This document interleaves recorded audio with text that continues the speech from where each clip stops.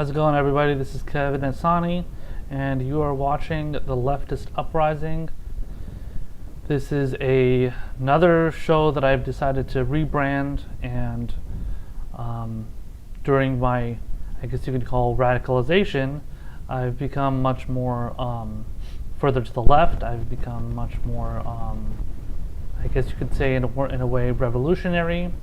I've decided to forego any of my so-called progressive values and progressive ideals. I think that's a little bit too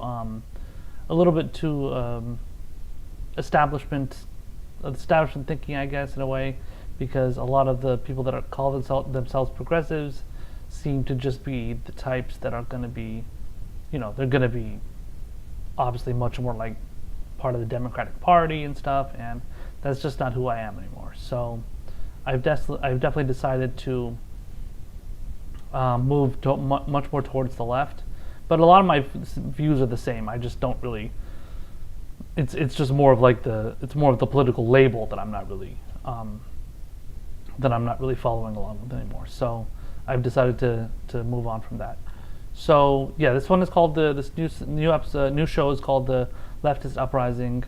My name is Kaveh the Blacksmith, Kaveh the Leftist Blacksmith, and I'm Persian, so that's why the name Kaveh is there. A lot of people know me on Twitter with my new name now that my old name my old Twitter got suspended, so now I'm Left_Blacksmith.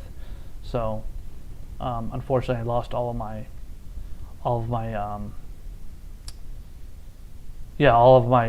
followers and everything, so I'm trying to gain that back. I had to do that in I think about a month ago or so.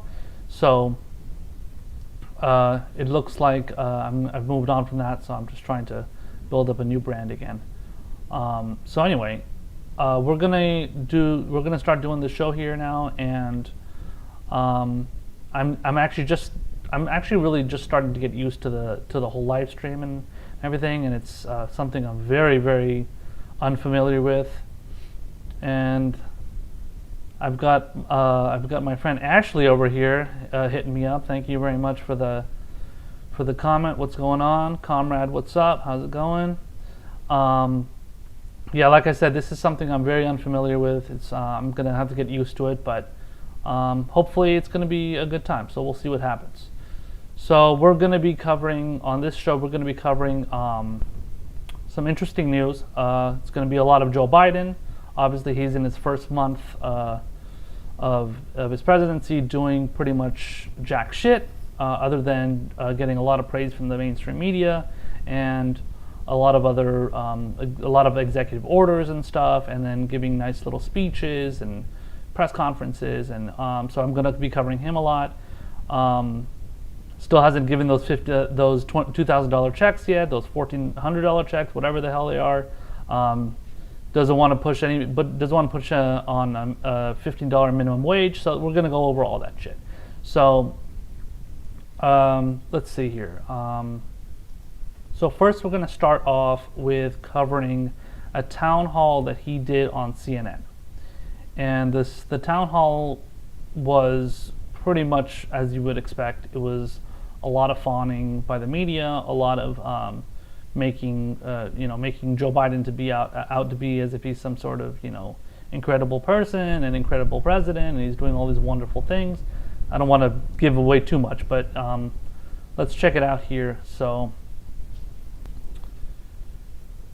let me play this clip right here. So this is from one of the parts of the town hall where he is answering a question from a woman, and this is, let's see, it's coming from, so this is on Twitter. The clip is going to be on Twitter.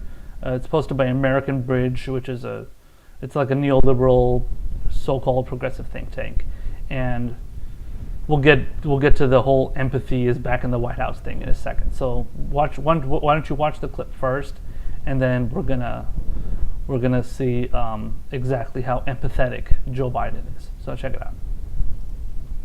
Thank you. Carrie, how are you? Very good, thank you.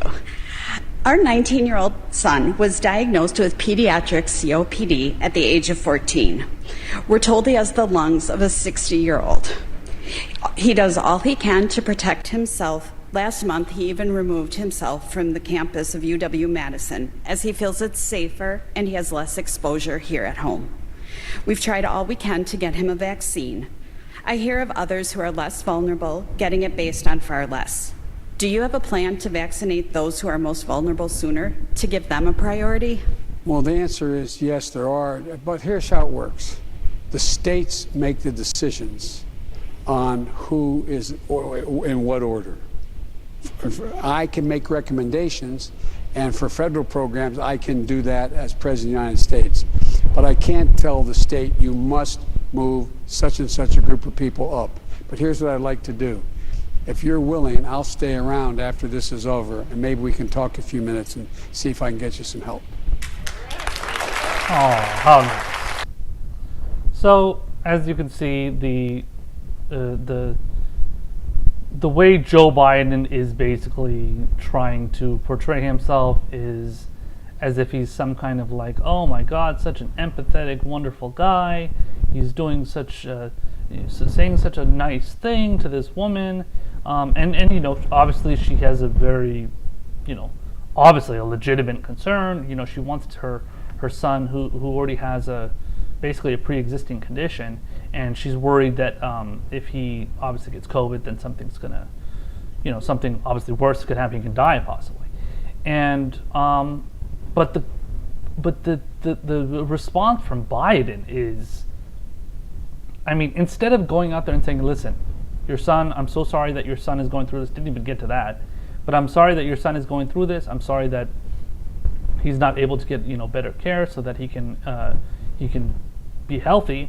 He just says like, oh, let me pull you to the side after this CNN town hall and, you know, talk to you. I don't know what they talked about. I don't know what he told her. I don't know what he said to her. But whatever it is, the media is like, oh my God, the empathy is back. The empathy is back in the White House. So much empathy from Joe Biden here. So, I mean, look at this tweet here. So the tweet says, empathy is back in the White House. And then the initial person that I actually saw this from was from Ted Lieu, who's a Democratic congressman. And he was like, yes, empathy is back in the White House. So, like, it's just, you can see the narrative is being pushed for, you know, again, portraying Joe Biden as if he's like this wonderful, amazing, you know, guy, and he's doing all these great things. And because he's not Donald Trump, we need to celebrate that, and we need to portray it as if, you know, as if he's the, you know, next coming of some, whatever, of, you know, a wonderful president that we haven't had before. Well, I mean, okay, if that was the case, then we would be pushing for a president that believes in Medicare for all, right? So apparently we're not doing that. So Joe Biden has all the time in the world to pull this woman aside, this poor woman aside, and tell her, I don't know what he's going to tell her or what he did tell her. But he's probably just going to say some nice things to her and make her feel good, just as he did there. And everybody's going to fawn over it and going to pretend as if he's like some sort of humanitarian. So what did you tell her, I'm going to give you better care? Or are you going to make sure that her son can get the vaccine? Are you going to, I mean, what is it again that's going to happen? I don't even understand. Like, what are people fawning over? You're fawning over some fucking old dude that's, you know, and you're going to see later on he's rambling through his sentences and making these, you know, ridiculous, you know, points that don't make any sense here. Here is just like, it's just stupid because he, instead of, you know, going out there and say, yeah, I'm going to push for Medicare for all. Yeah, I'm going to even push for a public option, which is not even that great. But yeah, I'm going to push for a public option like I promised I would in my, in the primary, and I think he also mentioned it in the general election against Donald Trump. But here he's not even going into that. I don't think he even mentioned the public option at all during this entire, you know, CNN, you know, town hall love fest that they basically gave him. And yeah, so I mean, obviously there's no goal from Joe Biden to be like this like incredible guy. He just wants to portray himself that way, and without promising anything. He's just going to make everything's going to be small. It's going to be pathetic little platitudes and things that he can just he can keep it like really vague and everything. He's not going to get into any details, and so okay, he says these decisions are based up to the states, and then he can still make the recommendations. I mean, at least he said that much, but even that, again, that's not very much. And then he obviously goes on to say the thing, to the woman about about how he, I guess he can find a way to help our son after the town hall. So I mean, this just comes down to Joe Biden just being portrayed as a wonderful person because he's not Trump, and that's all it really is. So I thought that was pretty pretty pathetic for the most part, and all the liberals and resistors and resistance types and blueing on and blue, vote blue no matter who. People are loving this shit, and they're just like eating it up, and they love it. And this is, I mean, I don't know if we're going to have to deal with 4 years of this, but considering that we have to deal with 4 years of basically CNN and the mainstream media just hating Trump, they're going to go through 4 years of fawning over Joe Biden, and it's going to be pretty nauseating. Let's just put it that way. So another clip that I'm going to play for you guys here is it's one where, let's see here. So he apparently was responding to a question. Yeah, he was responding to a question from a woman who was actually standing there with her daughter, and the daughter was asking, I guess, about the mom on behalf of the daughter was asking this question about her going back to school, possibly. And so, why don't I just play this for you, and then we'll respond on the other side. Talking about the coronavirus is very real and very scary, and it's especially scary for children who may or may not understand. My children, Layla, 8 here, and my son Mateo, 7 at home, often ask if they will catch COVID, and if they do, will they die? They are watching as others get the vaccine, and they would like to know, when will kids be able to get the vaccine? Well, first of all, honey, what's your first name? Layla. Layla, beautiful name. First of all, kids don't get get COVID very often. It's unusual for that to happen. They don't. And the evidence so far is children aren't the people most likely to get COVID. Number one. Number two, we haven't even done tests yet on children as to whether or not the certain vaccines would work or not work, or what is needed. So you're the safest group of people in the whole world. Number one. Number two, you're not likely to be able to be exposed to something and spread it to mommy or daddy. And it's not likely mommy and daddy are able to spread it to you either. So I wouldn't worry about it, baby, I promise you. But I know it's kind of worrisome. Are you in first grade? Second grade? Second. Oh, you're getting old. Second grade. Well, have you been in school, honey? No. See, that's kind of a scary thing too. You don't get to go to school, you don't get to see your friends, and so what a lot of kids and big people too, older people, their whole lives have sort of changed like when it used to be. You used to be able to just go outside and play with your friends and get in the school bus and go to school, and everything was normal. And now when things change, people get really worried and scared. But don't be scared, honey. Don't be scared. You're going to be fine. And we're going to make sure mommy's fine too. Okay, well, that's complete bullshit. And he tried to cutesy his way out of that whole thing and tried to make it seem, again, it's another attempt by Joe Biden to make himself seem as if he's like this wonderful, caring grandfather. And yeah, he's such a nice guy, and he calls her honey, and then he asks her what her name is, and her name is beautiful. Okay, that's a lot of just like grandpa stuff you're going to see from a lot of old people, to be fair, and a lot of Gen Xers and stuff. So I don't necessarily have anything against that. I'm just saying it covers up and kind of like masks the whole kind of inhumanity of Joe Biden, and pretends as if he's like this wonderful guy. And so in reality, that is not true. That it is true that the kids are least susceptible to getting COVID. That's true. I think, that they're definitely not going to be more susceptible compared to older people, compared to even people my age. I'm 34 years old, 50-year-old, 60-year-old, stuff like that. Yeah, they're definitely not as susceptible as we are. But that doesn't mean that it's worth it to put these kids in a school, walking by each other constantly. Are they wearing their masks? We don't know. The classrooms are probably not going to be very big, right? I doubt the classrooms are going to be big. If they're going to be big, I would be very surprised if it would get to the point of being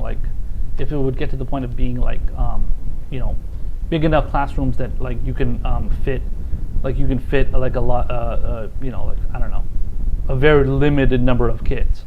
The likelihood of that is very small, and so he's portraying it as if it's not that big of a deal. Don't worry, sweetie. Don't worry, honey. It's not that big of a deal, and that's fucking bullshit. Because, listen, this is not any kind of and he knows this. Joe Biden, as much of an idiot as he is, he knows that this isn't just like any other virus, any other disease, and he knows it's a bad thing. He knows it's something that's obviously deadly. He knows it's something that is very susceptible to humans in general. Yeah, it's not susceptible to kids. Okay, we can give you that, but that doesn't mean it's worth it to risk the lives of those kids who are just innocent little kids, and they're just honestly just, okay, let's just throw them into the fucking the lion's den and just hope that, oh God, because as he says that, oh, you get to be with your little, your friends, and I'm sorry that you don't get to be with your friends, and that's terrible, and blah blah blah, and for us grown-ups it's terrible too. Bro, you're talking about a little kid here. A little kid, it's not like they can never be with their friends. They can probably be with their friends, a couple. So they can be with a couple of their friends. So obviously, as the rules pertain regarding coronavirus, regarding COVID, you are allowed to have a certain number of people, or allowed to be around a certain number of people when you are let's say within a closed area, or even if you're outside, you can be around kids, you can be around grown-ups, as long as it's not over, I think, 4 other individuals or 3 other individuals. So you including 3 other individuals.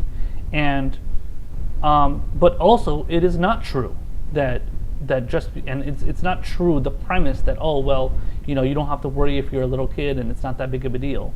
It's complete bullshit that you're going to be fine, because look at this. So this new, it's a study. What is it? A study or something that they let me pull it up here 1 second.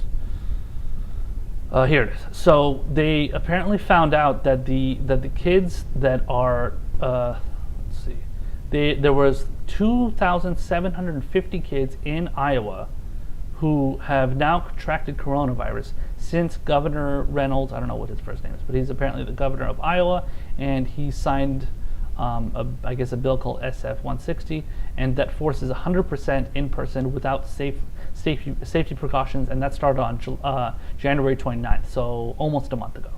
And today, which is referring to the 21st, so yesterday, they reported another 71 cases for kids under the age of 18, for a total of 2,757. So 2,757 kids have, and just in 23 days, have contracted coronavirus. And this is in schools. Now, these kids, I don't know, it says under the age of 18. I don't know what age that is. It's obviously, it's high. It looks like it's more like a high school. So, but I mean, those are still kids that are pretty, relatively young. So they could be, they could be 14, 15, 16, and obviously not 18. So 14, 15, 16, 17 probably. But that's still relatively young. I mean, you're still maturing at that age. So the fact that that these kids are getting in that amount is ridiculous. Imagine the possibility of that happening with even younger kids. it's very likely. There's one more tweet here that's following it. It says the spread of coronavirus among Iowa's kids is a danger to themselves now and in the future, and also endangers families, staff, and the public who can get coronavirus from the kids. And this is a tweet from Senator Rob Hogg. Oh, okay, so he appears to be an Iowa state senator. Okay, that's interesting. So he's putting out that information out there. It's actually very informative for for a lot of people, and a good job for a senator to do that. But yeah, I mean, so like that's like crazy, man. Why are you going out there and promoting all this stuff about how kids aren't going to be getting sick, when in reality, I mean, even if one kid were to get sick, so let's just say, oh yeah, a lot of kids aren't going to get sick, aren't going to catch COVID-19, but that doesn't matter. You should be doing everything you can to make sure no kids are catching COVID. So I don't understand. Not that I don't understand, but I don't really get how Donald Trump, how Joe Biden thinks he's going to get away with this. He's really pushing the envelope here, and it's going into dangerous territory. So obviously he just wants to do whatever I don't know who he's listening to. Donald Trump was just listening to the people. Donald Trump was just listening to the people that were like his idiot advisors, and I would honestly expect better advisors to be telling Joe Biden what to do. Apparently that's not the case. So yeah, obviously another ridiculous answer from Joe Biden here. So we got one more clip, or one more segment here that I wanted to cover from the town hall that he did here. So let's see. He did a town hall with. So he did, in this town hall he responded to another question, and this one was regarding the student loan debt crisis, which were trillions of dollars in, and this young lady, she decided to ask a question about that issue, and she asked a question, and she didn't get a very good response from Joe Biden. But let's check it out here, and then we'll talk about it on the other side. Good evening, Mr. President. Student loans are crushing my family, friends, and fellow Americans. Me too. The American dream is to kidding. succeed, but how can we fulfill that dream when debt is many people's only option for a degree? We need student loan forgiveness beyond the potential $10,000 your administration has proposed. We need at least a $50,000 minimum. What will you do to make that happen? I will not make that happen. Oh, thanks, It depends on whether or not you go to a private university or a public university. It depends on the idea that I say to a community, I'm going to forgive the debt, the billions of dollars of debt for people who have gone to Harvard and Yale and Penn and schools. My children, I went to a great school, I went to a state school. But is that going to be forgiven rather than use that money to provide for early education for young children who come from disadvantaged circumstances? But here's what I think. I think everyone, and I've been proposing this for 4 years, everyone should be able to go to community college for free. For free. That costs $9 billion, and we should pay for it. And the tax policies we have now, we should be able to pay for it. You spend almost that much money as a break for people who own racehorses. And I think any family making under $125,000 whose kids go to a state university they get into, that should be free as well. And the thing I do in terms of student debt that's accumulated is provide for changing the existing system now for debt forgiveness if you engage in volunteer activity. For example, if you're teaching school, after 5 years you have $50,000 of your debt forgiven. If you worked in a battered women's shelter, if you worked and so on, so you'll be able to forgive debt. Thirdly, I'm going to change the position that we have now to allow for debt forgiveness. This is so hard to calculate, whereby you can now, depending on how much you make and what program you saw, you can work off that debt by the activity you have, and you cannot be charged more than X% of your take-home pay so that it doesn't affect your ability to buy a car, own a home, etc. Each of my children graduated from school. I mortgaged the house. I was listed as the poorest man in Congress for, not a joke, for over 30 years. And, but I was able to borrow, I bought a home I spent a lot of time working on, and I was able to sell it for some profit. But my oldest son graduated after undergraduate and graduate school with $136,000 in debt after working 30 hours a week during school. My other son went to Georgetown and Yale Law School, graduated $142,000 in debt, and he worked for the parking service down in Washington. My daughter went to Tulane University and then got a master's at Penn. She graduated $103,000 in debt. So I don't think anybody should have to pay for that, but I do think you should be able to work it off. My daughter's a social worker. My other son ran the World Food Program USA, and so on. They didn't qualify. But my point is, I understand the impact of the debt, and it can be debilitating. And I think there's a whole question about what universities are doing. They don't need more skyboxes. What they need is more money invested in making. So that's why I provide, for example, $80 billion, $70 billion over 10 years for HBCUs and other minority-serving universities, because they don't have the laboratories to be able to bring in those government contracts that can train people in cybersecurity or other future endeavors that pay well.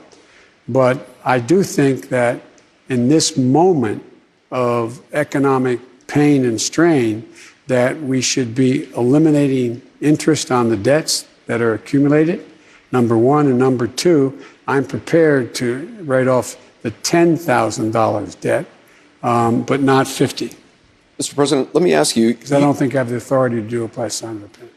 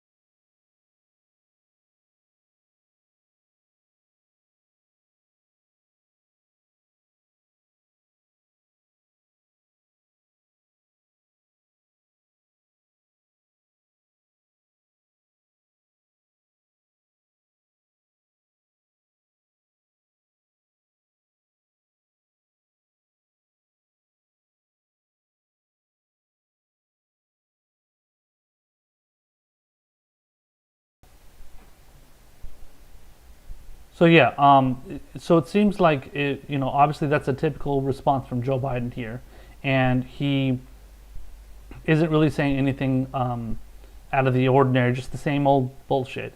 And he decided to talk about how he doesn't support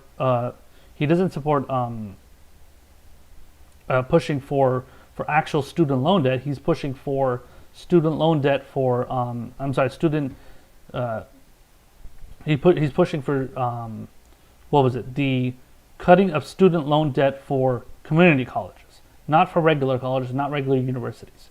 And okay, that's great, but community college is not that expensive. When you think of community college, you're thinking of, not that much expenses when it comes to, unless you're taking a ton of classes when you're going to community college, it's not going to cost that much money. And I can say that because I went to community college for a long time. I was in community college for a good 5-6 years because I didn't know what I wanted to do. And most of it was just kind of like deciding which direction I wanted to go as far as my major, and deciding like, okay, this is what I want to do, and then eventually I decide on something else. So, but community college isn't for everyone, in the sense that a lot of people are not going to go to community college. A lot of people are just going to go to college.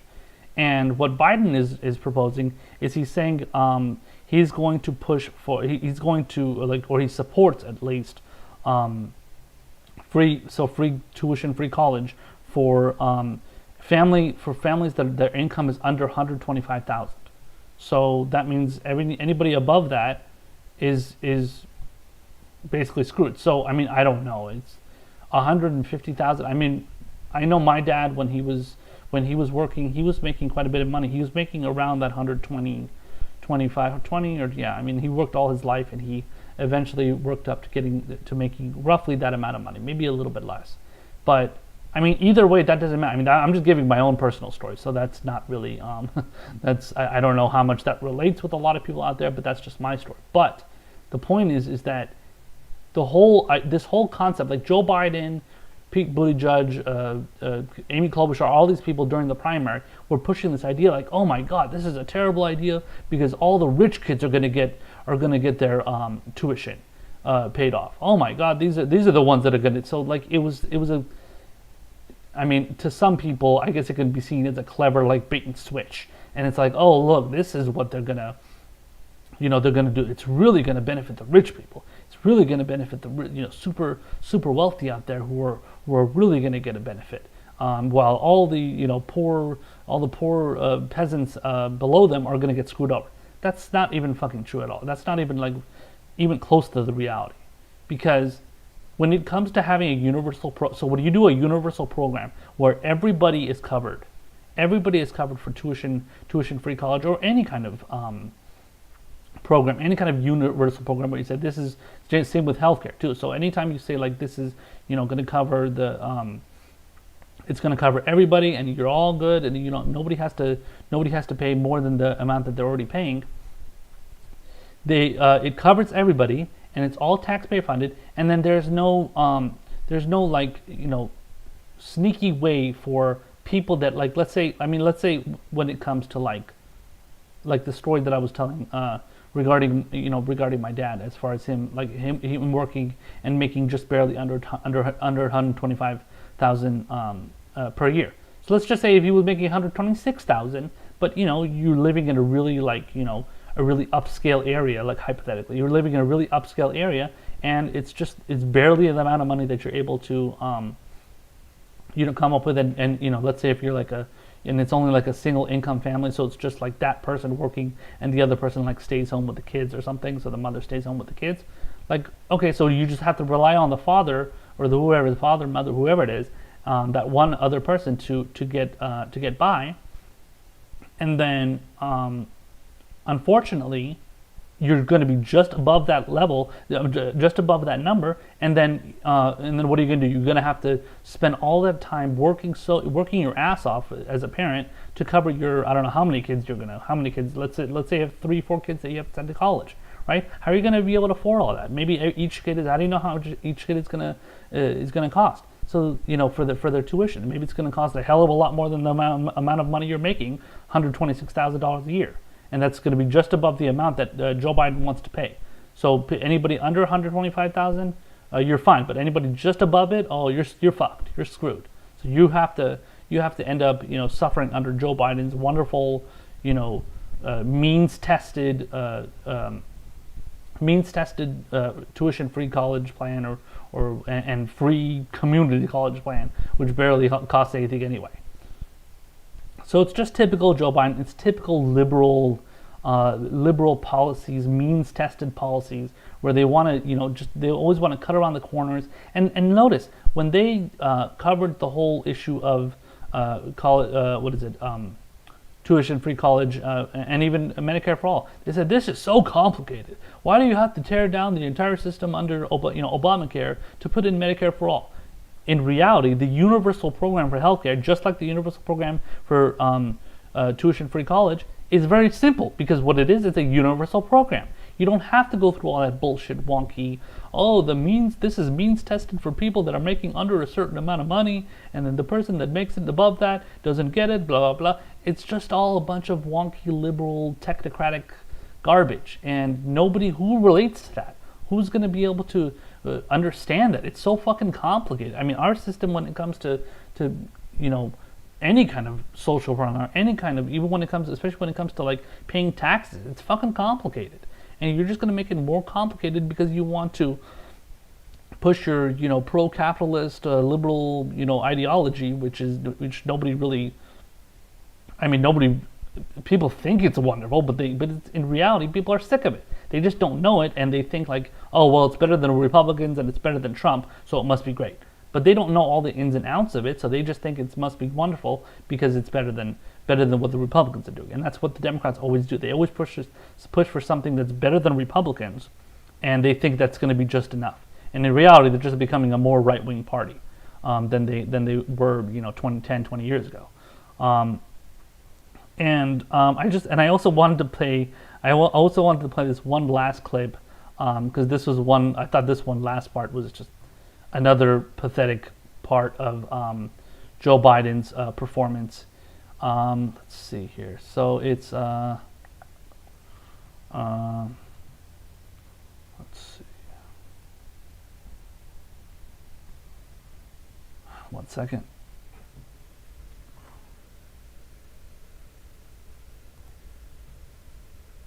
Yeah, here it is. So this was another. I don't know what the main topic they were discussing was, but he was, I don't know, addressing some sort of question here that I guess somebody asked, and then I don't know, Anderson Cooper or something, who was hosting the town hall, he was responding to him, I guess.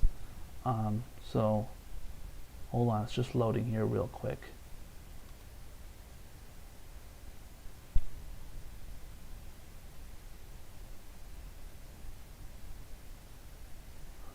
Sorry, the internet's a little bit slow, I think.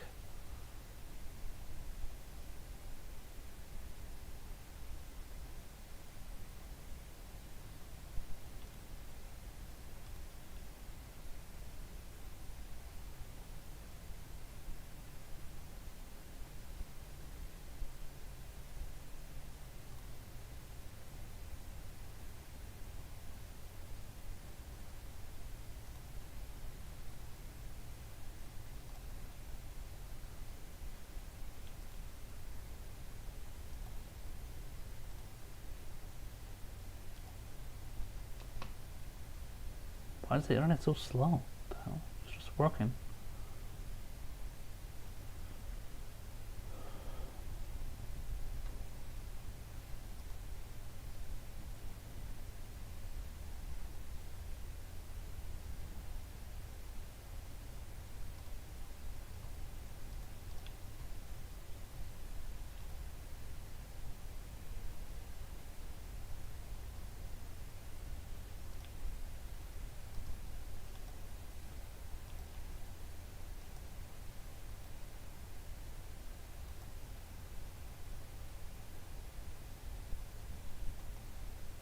Oh, come on.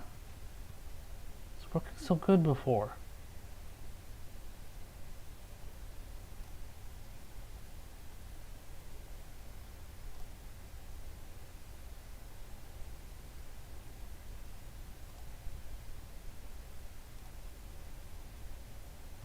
One second. Make sure I can get this to work. Well, anyway, he was responding to, or he was making a point regarding, yeah, here, I think this might work here. He was responding to a question about signing up to get the vaccine, the COVID vaccine. Apparently that was the question.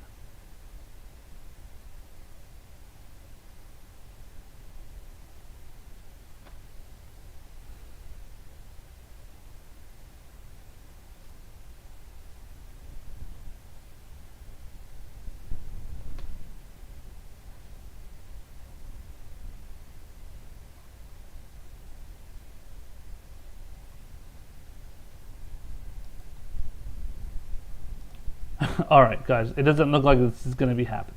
So I'm sorry. I'll just explain the clip. Apparently Joe Biden was responding to a question about people getting the COVID vaccine, and he said that minorities, black people and Latino slash Hispanics, aren't able to figure out how to get online to sign up to get the COVID vaccine. Some fucking weird shit. I don't know where he came up with this. It was absolutely hilarious. I wish I could play the clip for you guys because it was totally comical. All the right wingers were making fun of it. I think a good chunk of left wingers came across it as well. But it was just typical Joe Biden fashion, just being a fucking doofus basically. So it was a disastrous town hall, and as you can see from the clips that I played for you, he looked like a complete idiot. So let's move on to the next segment here. So the new press secretary for Joe Biden her name is Jen Psaki. And Jen Psaki is formerly from the State Department.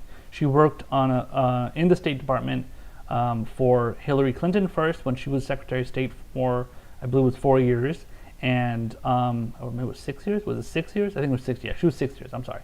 And then the last 2 years, it was John Kerry. And I believe she was there for the entire 8 years that President Obama was president.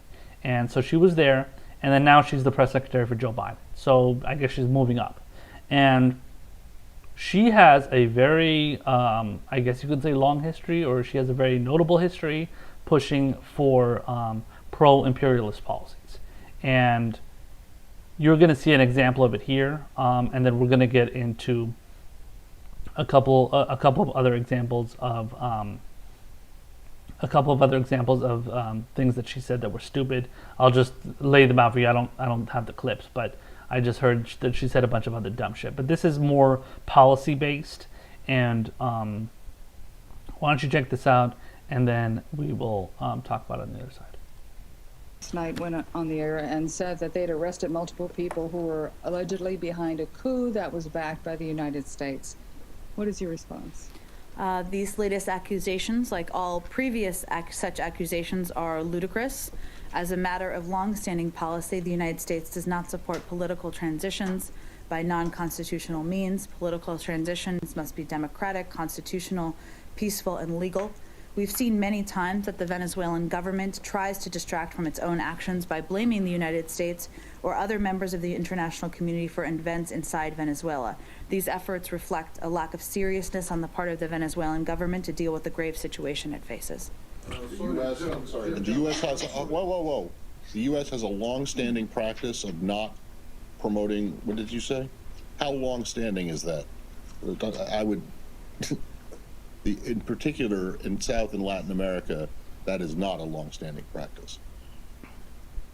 Well, my point here, Matt, without getting into Not in this history, case. is that we do not support, we have no involvement with, and these are ludicrous accusations. In this specific case. Correct. But if you go back, not that long ago, during your lifetime, even. This is The not last that 21 long years? since- Well done. Touche. But I mean, look, I don't. Does long-standing mean 10 years in this case? I mean, what Matt, is, my intention was to speak to I the understand. specific reports. But you said it's a long-standing U.S. practice, and I'm not so sure how. It depends on what your definition of We long-standing will, is. okay. Very recently in Kiev, whatever we say about Ukraine, whatever, the change of government in the beginning of last year was unconstitutional. And you supported it. The That is Constitution also was not ludicrous. constitutional. Okay, so, I mean, Jen Psaki obviously getting very flustered there. She did not know how to respond to that question, like a wonderful press secretary should, as all the liberals are pretending as she is and is being and has been. So, notice she can't give a decent response there for why. So like apparently it's a long-standing, quote, long-standing practice for the United States to not get involved in overthrowing other countries. Are you kidding me? In 1953 alone, the United States, not alone, I'm saying but just to use that example by itself, but in 1953, the United States joined with the United Kingdom, with the UK, to overthrow the democratically elected government of Iran, my parents' home country, my ancestors' home country. And they overthrew the government in 1953, and what did they do it for? They did it for oil, because the president at the time, Mohammad Mossadegh, wanted to nationalize the oil industry in Iran, and he wanted to disperse it out to the Iranian people. What a prick, right? He's a fucking asshole. How can he do that? That's not the right thing to do. That's not the right thing to do. The United States doesn't agree with that. The UK doesn't agree with the imperialist countries that want to run everything and want to run shit and tell everybody what to do, they do not agree with that. And what did they do? They went and overthrew that country. The CIA did it. And by the way, this is something they revealed just recently. I think they revealed in 2013 or 14 under the Obama administration. So after all that time, well, how many years is that? 70 years? Something like that. Yeah, I think 70 years if my math is correct. It took them more than 50 years, almost 3/4 of a century, just to reveal the fact that they illegally overthrew a country because they wanted to steal their oil. So now you would think, like, let's just say if they didn't give a reason as to why they did it, you would think, like, okay, so maybe they were doing it for democratic reasons. They were doing it for reasons as to the upholding democracy as the American whatever, American people, and obviously our government likes to declare that our government is doing all these wonderful things to help other people because we care about humanity so much. And if they wouldn't have given a reason, the idiots in this country, especially the right wingers and everything, they would have just assumed, yeah, okay, it was for good reasons, no problem, not a big deal at all. But it turns out it was for the oil, because they wanted to get their oil. They wanted to get Iran's oil, and they couldn't stand the fact that Iran wasn't bending at their will and wasn't healing at their feet and kissing their feet and kissing their ass. So what did they do? They just overthrew them. They said, all right, fuck it, who cares? We don't give a shit about you. We don't give a shit about the people. We don't give a shit about the democratically elected government, and we're going to overthrow you. Now let's go to the current period of time. Now this, just to be clear, this clip from Jen Psaki giving this press conference was from 2015. Yeah, from March 11th, 2015. So she gave this interview a while back, but still, even to this day, so that's 6 years ago now, almost to the day, because we're in February something, so it's almost March 11th. It's almost 6 years ago now, and we still have the same exact policy, and it's going to be the same under Joe Biden. It was under the same exact thing under Donald Trump, of overthrowing another democratically elected government. And Jen Psaki going out there grandstanding like, oh, how dare you accuse us of wanting to overthrow this government. You wanted to do that. Who the fuck do you think Juan Guaido is? Juan Guaido is some fucking, honestly, he looks like the Venezuelan version of Pete Buttigieg. He just looks like a nurtured prick, young nurtured prick, brought up, in wealth, and they just wanted to, in a wealthy lifestyle, and they just want to shove him into the government and make him seem like he's some sort of like he's going to bring, democracy and humanity and liberty and everything to the Venezuelan government. Nicolas Maduro was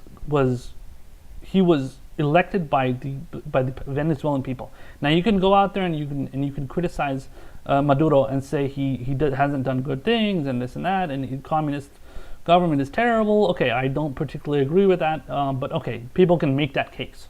But that's none of your business. That's not Jen Psaki's business. It's not Joe Biden's business. It's not Donald Trump's business. I don't give a fuck what they have to say about Nicolas Maduro and what they have to say about Mohammad Mossadegh. I don't give a fuck. So if you want to go out there and talk about how you're so virtuous and you're so wonderful and you're so pro-democracy and humanity, and think about it, the Democrats are always talking about how they love democracy. They're, oh my God, democracy! Oh my God, democracy is so wonderful. We need to secure our democratic what is it in this country? Our democratic principles and democratic government. Blah blah. You want to go overthrow everybody. You want to overthrow every single fucking government out there that doesn't follow along with your fucking virtue signaling and your pro-democratic ways, so-called. And that's fine. You can go and criticize the Iranian government. I can criticize the Iranian government. I can criticize the Venezuelan government. Whatever. I mean, but that doesn't that doesn't mean that they're perfect, obviously. But who are we to go out there and say, act as if we're so wonderful and we're so perfect and we're so virtuous, and that we can tell other countries how to run their elections and tell them what to do? That's the part that pisses me off. And that's the part that pisses off a lot of people on the left. Because we can't stand when our stupid ass government, who can't even get health care to save the lives of millions of people during the fucking pandemic, where 500,000 people have died, by the way. We can't even do something simple as that, where every other industrialized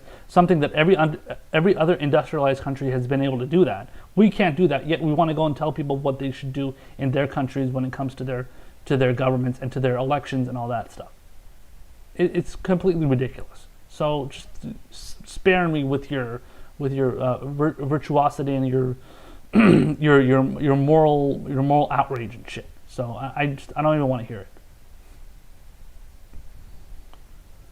So recently we got some wonderful news, I would say. I'm sure a lot of progressives, and many progressives, even people that I'm not necessarily right along with politically, but a lot of people on the left are happy with, is Neera Tanden, who is the former henchwoman to Queen Hillary Clinton.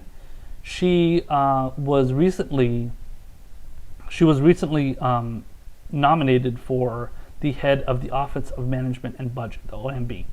And this is actually, by the way, supposed to be a nonpartisan position. It's not supposed to be like, you're not supposed to be throwing some like, so-called whatever, just not progressive, but let's say whatever, progressive, or in the case of, like a Republican, some, conservative person. They probably do it anyway, but it's kind of ridiculous how they don't even follow that, how they can't even follow that guideline, and then they pretend as if they're being totally fair. But putting in Neera Tanden in there just made no sense whatsoever.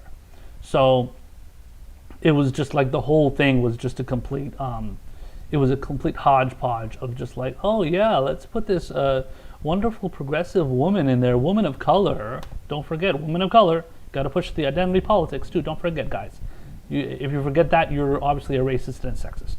If you don't agree with a woman of color being the head of the OMB, head of the Office of Management Budget, which, by the way, is a position that probably like 90% of people don't even know what the fuck it is. Unless you're like knee deep in this shit, you know what it is. But other than that, a lot of people are like, I don't know what this is, but they do know who Neera Tanden is. A good chunk of the resistors and Blue Anon people, they all love Blue MAGA people. They love this shit. So they love this woman. So for whatever fucked up reason they can come up with. But I'm gonna let me show you this article here. So this article is from Politico. So it's actually just discussing. So obviously I gave you all the details. Now they're getting into the conversation of who is going to who is going to replace Neera Tanden, and who is going to be, who's going to be the next choice, assuming that they can't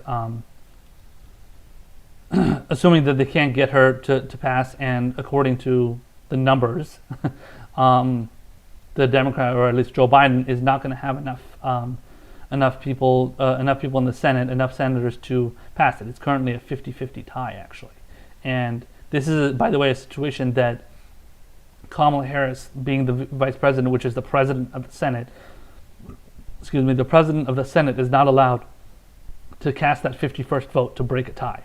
So Kamala Harris is not going to be factoring in here, which is great. They're already jockeying, quote unquote, to replace Neera Tanden. So apparently, let's see here. So apparently the goal has been to already kind of like move along with her, but in public they are still, so Joe Biden in public is still saying that he's going to be pushing, and the Biden administration is still going to be pushing for Neera Tanden to be the office of the head of the office and management budget. But they're not doing that. They're not putting it out there in the open. So they're kind of being a little bit more so they're in public. They're saying, yeah, we support Neera Tanden. Yeah, we back Neera Tanden. Yeah, we're gonna make sure she's gonna be the this nominations go through. She's gonna run the OMB. Blah blah blah. So that's what they're saying publicly, but privately it's not so much the case. So let me read a little bit of this here. It says the Biden White House is signaling publicly and privately that it is not prepared to abandon Neera Tanden's nomination to head the Office of Management and Budget. But almost immediately after Senator Joe Manchin, Democrat of West Virginia, announced on Friday that he would vote against her confirmation, deeply imperiling her bid, behind-the-scenes jockeying began for those seeking to be the fallback option.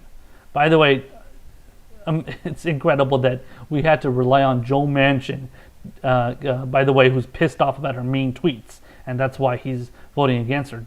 Bernie Sanders, who got the biggest ire from Neera Tanden, at least coming from somebody from the left, at least, got the biggest ire from Neera Tanden when it came to her attacks on him, and he still decided to vote for her. Now that's apparently he's changing his mind. His vote's not going to count anyway. But if he wants to join Manchin and double down and add an extra, knife in the heart or a knife in the back or whatever you want to call it, that's going to be perfectly fine with me and every other leftist out there. But it's still amazing though that Bernie was still willing to vote for her, even though he received so many attacks from her and all the people that are all these like pro Clinton, pro Hillary Clinton acolytes and everything. But yeah, the other people that are apparently being considered for the position are Gene Sperling, who was the two-time director of the National Economic Council, and Ann O'Leary, who just came off a stint serving as California Governor Gavin Newsom's chief of staff. I don't know what qualifications she has. It seems like Gene Sperling would be a much more a better pick as far as for that particular position, assuming he has the seems to have the bona fides to get that position. He's the head of the National Economic Council. Sounds pretty important. I don't know what the fuck that is.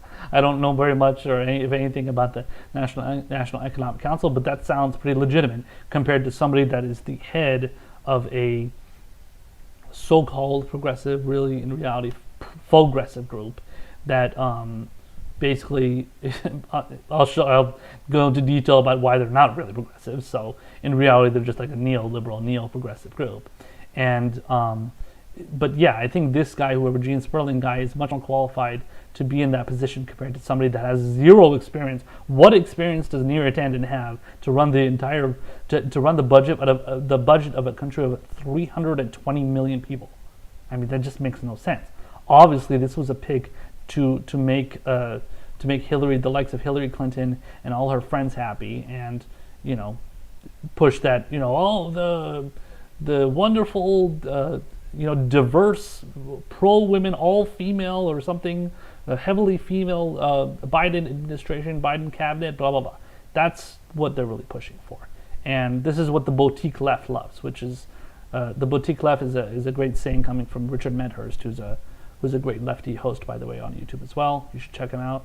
And he came up with the term boutique left, and yeah, it's perfect. I mean, that's the perfect representation of the perfect name for the people that are being represented in the Biden government, or at least want to be represented, even though they're constantly pushing for neoliberal warmongering policies that the big corporations love.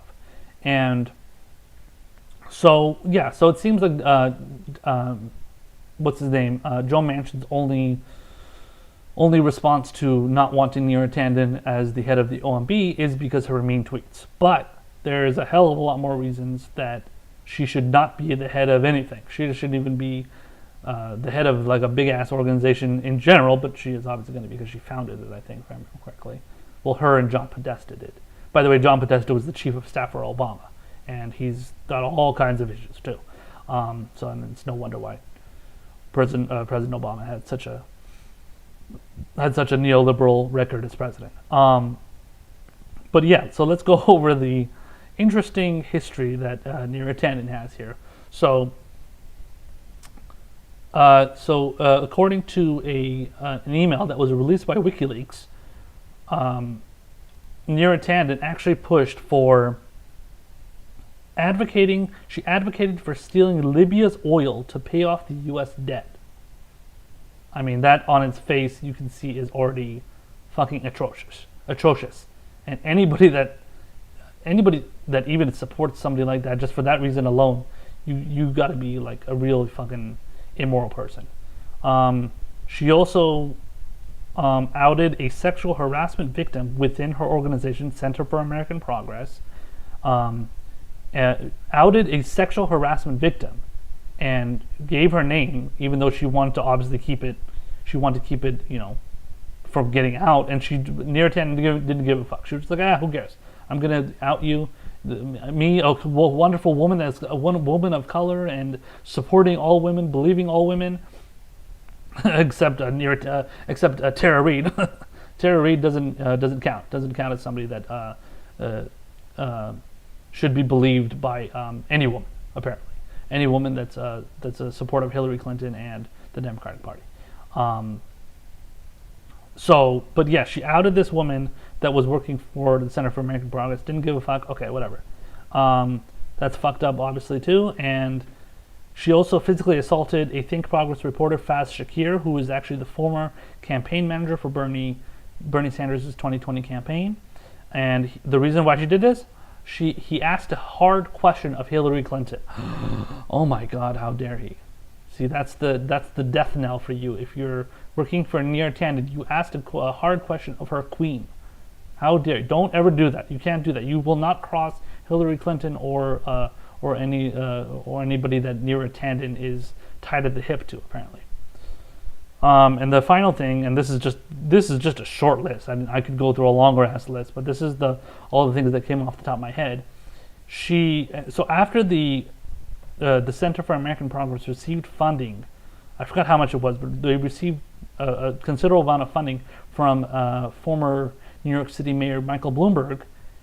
The Center for American Progress took out portions of an article about treatment of Muslims under Bloomberg's reign as mayor. So notice that. So obvious corruption there, and doing favors, and then you pay somebody money, and then look at that, they end up doing something nice for you. Big surprise, corruption.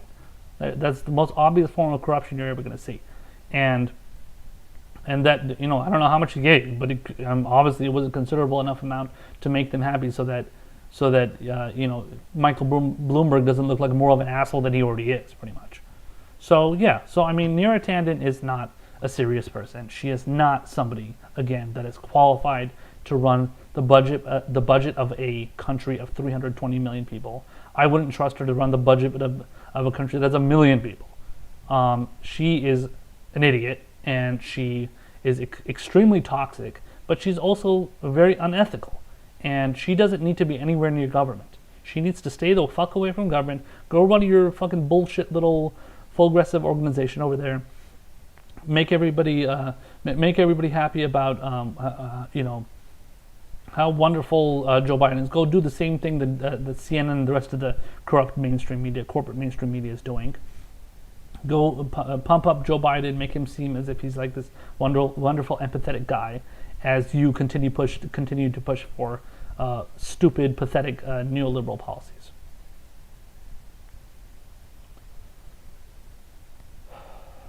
So the next story is about, the next story is going to be about Joe Biden, and how Joe Biden did not want to actually push for, by the way, before I go on to the next segment, I actually wanted to play you guys one more clip, actually, from a CNN broadcast here. This is a CNN a segment where they were talking about the fact that Joe Manchin is not going to vote for Neera Tanden, and this was a segment featuring two CNN contributors, one of them being the executive editor for the Justice Democrats, the same organization that helped elect Alexandria Ocasio-Cortez Ilhan Omar, Rashida Tlaib, Ayanna Pressley, recently Jamal Bowman, Mondaire Jones, Corey Bush, all these people that are supposed to be these wonderful progressive lefties that we're not supposed to criticize and we're supposed to love forever and never say anything bad about. So apparently this person, Alexandra Rojas, I believe is her name, right? Is it Alexandra Rojas? It is, yeah, I think that's her name, Alexandra Rojas. And so she's going to chime in here, and she's going to give her take on what she thinks it's so terrible, the terrible thing that Joe Manchin is doing, that and he shouldn't be such a terrible partisan, most likely sexist too. So check it out. Here's some breaking news for you now. Democratic Senator Joe Manchin of West Virginia just announced that he will vote against President Biden's pick to lead the Office of Management and Budget, Neera Tanden, putting her nomination in jeopardy. Manchin saying in a statement, in part, quote, "I have carefully reviewed Neera Tanden's public statements and tweets that were personally directed towards my colleagues on both sides of the aisle, from Senator Bernie Sanders to Senator Mitch McConnell and others. I believe her overtly partisan statements will have a toxic and detrimental impact on the important working relationship between members of Congress and the next director of the Office of Management and Budget." Let's bring in our panel. Alexandra Rojas, this would be Biden's first defeat, and obviously a defeat for Neera Tanden personally because of a bunch of tweets she's done that were rather harsh. Yeah, and I mean, there's public record of those tweets, but the reality is I think that Joe Manchin is the one being divisive right now. We are in the middle of a public pandemic.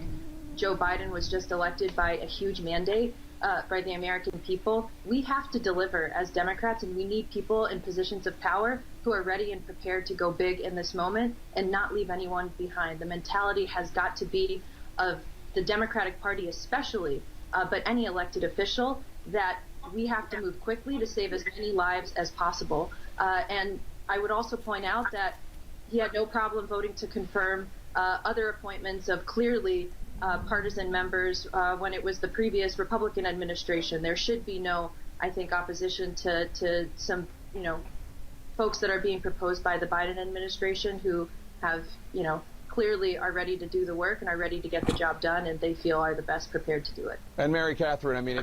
Okay, bro, what the fuck? I mean, what has happened to the Justice Democrats? As Pat the Burner here on Twitter, a good friend of mine on Twitter here, guy I've been following for a minute, and he says, what the fuck is wrong with Justice Dems? What is it? What are they? I don't know what they're trying to accomplish by pushing this kind of unity bullshit. But that's the thing, they're trying to be good Democrats. It's the same exact thing Alexandria Ocasio-Cortez is doing. This is exactly why she didn't want to be pushed on forced to vote. Something that Jimmy Dore was pushing, something that Breonna Joy Gray was pushing, and a lot of other lefties. What's his name? Justin Jackson, who's the running back for the San Diego Chargers, big-time leftist. He was pushing for that. And all these people that were advocating for this very simple policy of, yeah, let's just go and push for politicians to do their job, hold them accountable, and this is what you're supposed to do as politicians. That's what you're supposed to do as constituents, or at least as supporters of that person. And then the politician is supposed to listen to their constituents and the people that pushed for them to become elected. AOC didn't want to do that, and I guarantee you, Alexandra Rojas doesn't want to do anything, doesn't want to have anything to do with that either. She's going to go out there and push for, oh my God, no, we have to, be unified, get along with everybody. Let's all get along. And again, it's because of Trump, because they don't want to get another Trump, which they're going to get anyway. Democrats are for sure going to lose the Congress in 2022 and possibly the Senate again, which they just got. They're going to possibly lose the Senate again in 2022 as well. But we'll see. But definitely they're going to lose the House for sure, because they're so damn close. It's almost like, what is it, like only like a 5-seat difference of the majority. But either way, I mean, it's this whole tactic of being so scared to get another Trump and pushing for unity because everybody has to get along and everybody has to work together, it's bullshit. And okay, sure, maybe Joe Manchin is being partisan. His reasoning for wanting to not vote for Neera Tanden is stupid anyway. I mean, he supports all of her pro-corporate, neoliberal, in many cases right-wing policies. But he doesn't like that she sent out some mean tweets. And yeah, that's obviously like the bottom of the fucking list when it comes to how bad she is. But notice the one thing that she said. What Alexandra Rojas said. She said that Neera Tanden and all the other people that have been put into the positions of government by Joe Biden are all very, very qualified, and they're very, very talented, and they know what they're doing, and they are really good at nominees and stuff. Like, it's just like, like that's not true at all. I mean, again, like I said before, Neera Tanden is not qualified to run any of these to run for any kind of position that has to deal with the budget of a country that's over 300 million people. What kind of history does she have in government, let alone her employment, that she qualifies for something like that? I mean, it doesn't make any sense. And yeah, I mean, okay, sure, Joe Manchin is not doing it for the right reasons, but we'll take it. And I mean, but Alexandra Rojas, the Justice Democrats, they're just being, it's gotten to the point that they've gotten the nickname Just Democrats. I think another president said Just Us Democrats. So like, just us Democrats. So yeah, just Democrats, whatever it is. Yeah, that's what they are, because they're just Democrats. And that's a very fitting name, considering you're talking about claiming to be for justice. What justice are you for? You're not for any kind of justice. You're just out there to get along to be along, or whatever it is, whatever the saying is, get along to go along. And you don't want to really do anything to do that whole revolutionary thing you were talking about. Now, you can definitely say that Bernie Sanders was somebody that pushed for that and isn't doing that anymore now, because he's pretty much become kind of just like he seems like more of a standard Democrat these days as well. But he was pushing for a lot more. He was pushing for a lot more of these, progressive not liberal, well, back in the day maybe liberal, but progressive left-wing policies back in the day, and was pushing it for a long time until recently, when he kind of started to like soften on it because he wants to go along to get along. But yeah, Bernie Sanders lasts a hell of a lot longer than AOC did. AOC, the Justice Democrats, they gave in, less than 2 years in, and they were already, going back, starting from the period of time before AOC even got into office, she was doing protests outside of Nancy Pelosi's office, and now she's completely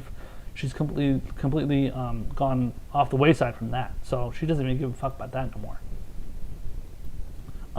So yeah, it's just a joke. Justice Democrats are not a group that anybody should be taking seriously, and even if they are our so-called allies, that's not something that we should bank on just because we want to not get another Trump, because what they're already doing is going to give us another Trump anyway. So what if they think they're going in the right direction here? That's not what's happening at all. So yeah, so the next segment is I wanted to cover the fact that I think, in my opinion, the obvious fact that Joe Biden doesn't want to push for any kind of minimum wage hike, especially a $15 minimum wage hike. I think maybe he would be okay with something a little bit lower. But it looks like Politico covered, it's another Politico article, they covered how Joe Biden held a meeting with multiple governors and some mayors as well, where he said that, so according to the headline, Biden privately tells governors minimum wage hike likely isn't happening. So, I mean, that's pretty likely isn't happening. I'm surprised he even said likely isn't happening. So, but like, that's just another way for him to just like be like, yeah, I'm pretty much going to give up on it because I never believed in it to begin with. So, yeah, I'm just going to pretty much give up and just let you guys deal with it. Let the Senate deal with it when it comes to reconciliation, and he goes over that in this, or they go over that in this article. But so let's see. So let's read the article here. I'm just going to go through a couple of the parts.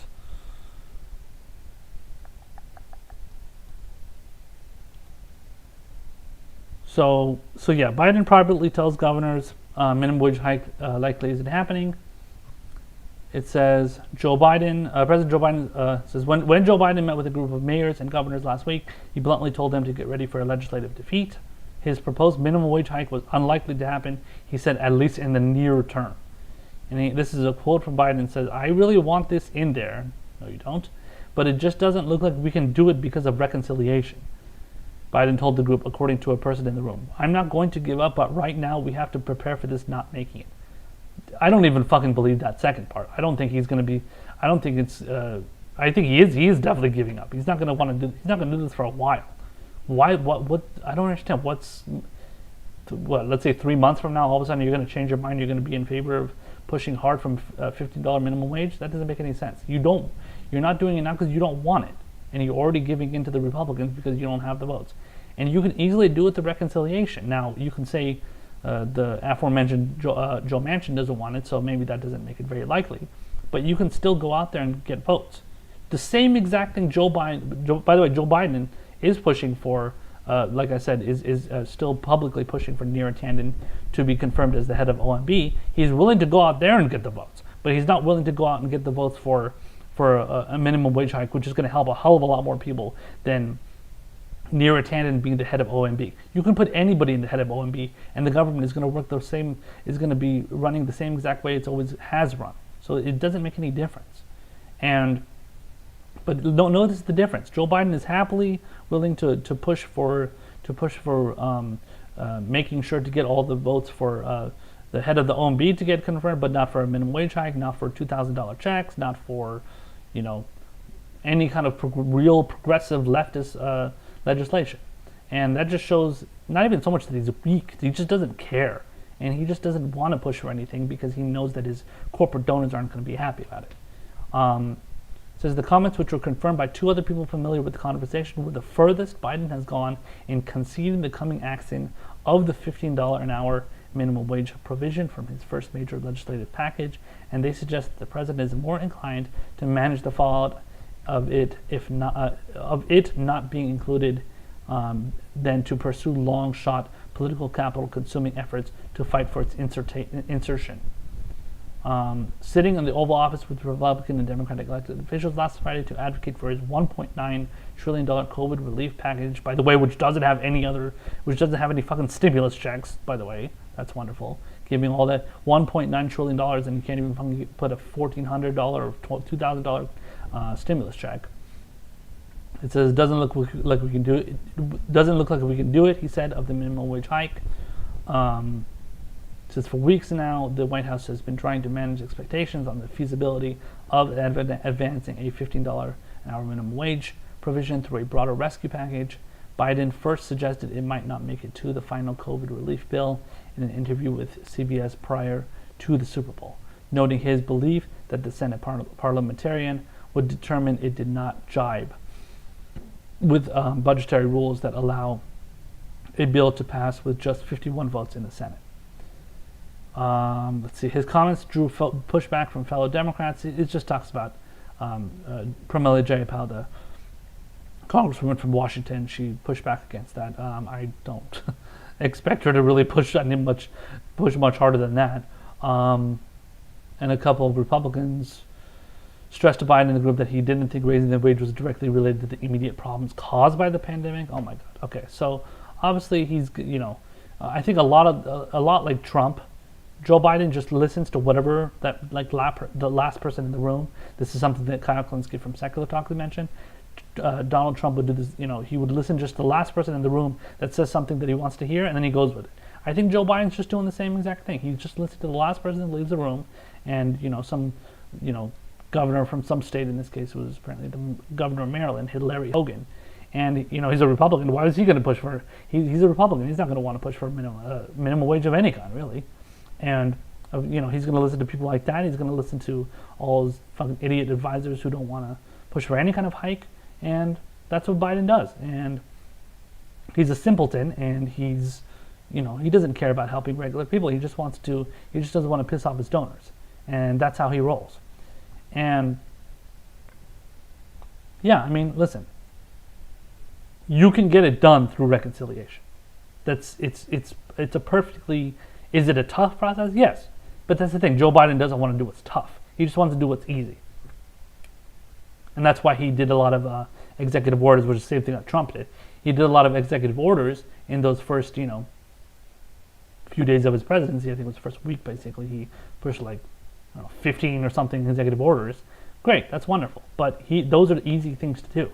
Joe Biden doesn't want to do the heavy lifting of any hard work. He's not even doing it. It's the members of the Senate that are doing it. But he doesn't want to go through that because he doesn't want to lose his political capital, which he's already doing anyway. He doesn't even lose it. He just gives away the political capital. He doesn't even give a fuck about maintaining any kind of political capital that's going to help people. He wants to use the political capital that is going to benefit his donors and the people that are, obviously in his administration that are advising him, that, basically pretend as if they're like the smartest people in the room and they know what the fuck they're talking about, when in reality they're just a bunch of corporate shills, basically. So, we'll see what happens with Bernie and stuff, as far as, because Bernie has really been pushing hard for getting the $15 minimum wage. I think it should be higher. It should be $20 or even $25 a minimum wage. $15 is a fucking joke. But we'll see what Bernie does. I don't see Bernie really. I don't see him convincing Biden or anything like that. The whole push it left strategy and Joe Biden has the potential to be the next FDR or something. That was never going to happen. I never believed it for a second, even with Bernie as chairman of the budget committee. Still doesn't fucking matter. If he's not even strong enough to oppose Neera Tanden as the head of the OMB, why would the fuck would he, when he's the chairman of the committee that would be confirming her or not confirming her? Why the fuck would he be pushing for any harder for that? I don't see it happening. So sorry. I mean, it's hard to believe that Bernie is going to be our savior, and we can't really rely on that anymore. At this point, it's gotten so bad that we need to rely on a general strike, or fucking protest in the street, or maybe our own version of our leftist insurrection and storming into the Capitol, which is obviously frowned upon.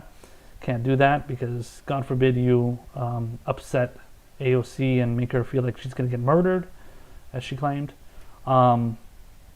So yeah, I mean, we're fucked, man. I don't know what else to say. We're in a situation where it's honestly do or die, because in a few months people are going to be getting kicked out of their homes because they can't pay their fucking rents, they can't pay their mortgages on their homes. I don't really know what else people can do to convey to these corrupt politicians, these corporatist corrupt politicians, and let them know how fucked over we are. They're living perfectly fine. AOC, Ilhan Omar, they're all living perfectly comfortably. Are they saying the nice things or the right things sometimes? Sure. But that's not enough. We need policies. Policies are the things that we need. Policies are the things that we need to make sure happen. It doesn't matter how many nice things you say on Twitter, great things you say on Twitter. Trump did that too. Trump said a bunch of wonderful things on Twitter for his supporters. The difference is he a lot of times would actually back it up because he was able to get motivated by the support. AOC and all these other people, they're not getting support from us. Now they're maybe getting a lot of support from the neoliberal, neo-progressive, Democratic Party loyalists, but that's not going to be from the base. It's not going to be from the actual people that believe in actual political, making actual political moves that's going to impact a large chunk of people in this country. So a lot of people may know about the Lincoln Project. So the Lincoln Project is an organization that was basically an anti-Trump Republican organization, a group or advocacy group or whatever. They would release ads and stuff attacking Donald Trump and saying, how terrible he is, and he's corrupt, and he's a Russian puppet, and all these other things. And one of the co-founders, his name is John Weaver, and he, obviously he's him. I think Steve Schmidt, and the other guy is George Conway, I think. And apparently he's the husband of Kellyanne Conway, who's obviously a close confidant of Donald Trump. But apparently this guy is an anti-Trump Republican. His wife is pro-Trump and literally worked for him. And so those are the three guys that basically started the Lincoln Project.